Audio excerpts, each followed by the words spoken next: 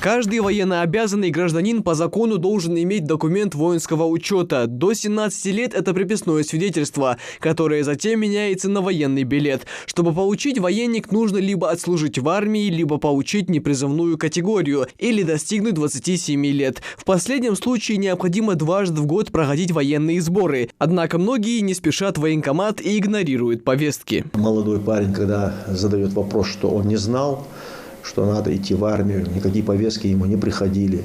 Это все, конечно, они лукавят.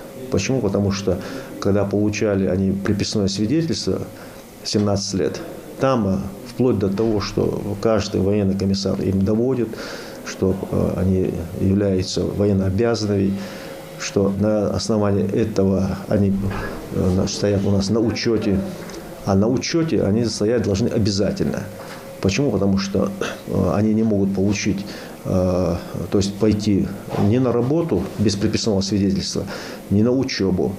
Тех, кто уклоняется от военной службы, по закону могут оштрафовать на сумму от 500 рублей до 5000. Если же не избегали встреч с военкоматом, не игнорировали повестки на призывные мероприятия и регулярно оформляли отсрочки, то получить военный билет достаточно просто. Для получения ему необходимо будет представить документы, перечень документов, который обозначен в перечне, который предоставляет военный комиссариат муниципального образования, куда он должен обратиться для получения военного билета. После представления вот этих документов он приходит, пишет заявление. После написания заявления его вызовут на медицинское свидетельствование, после на призывную комиссию. Вот после призывной комиссии там будет решено, выдавать ему военный билет или не выдавать военный билет. После того, как призывная комиссия огласит решение о зачислении в запас, военный билет выдается в течение 2 рабочих недель. Тех, кто проигнорировал закон и решил, что военный билет ему ни к чему,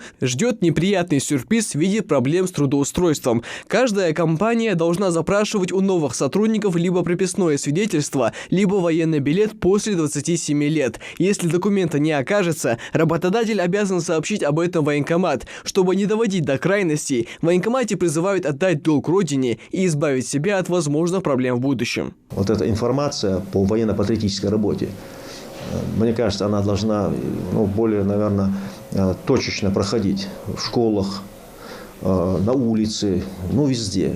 Потому что сегодня, конечно, мы видим обстановку в мире, что происходит. И нам нужны ребята, которые владеют и военной техникой, и оружием. Это, в принципе, она, сейчас не нужна, но будет то время, где она будет нужна, и у него этих навыков не будет. Для тех, кто отслужит, открывается ряд возможностей, в том числе и служба по контракту. Можно оказаться в числе резервистов, ежемесячно проходить переподготовку и получать за это деньги. Также можно поступить в военные вузы страны и добиться больших высот в военной карьере. Микаил Тангиев, Мухаммад Белакиев, Новости 24.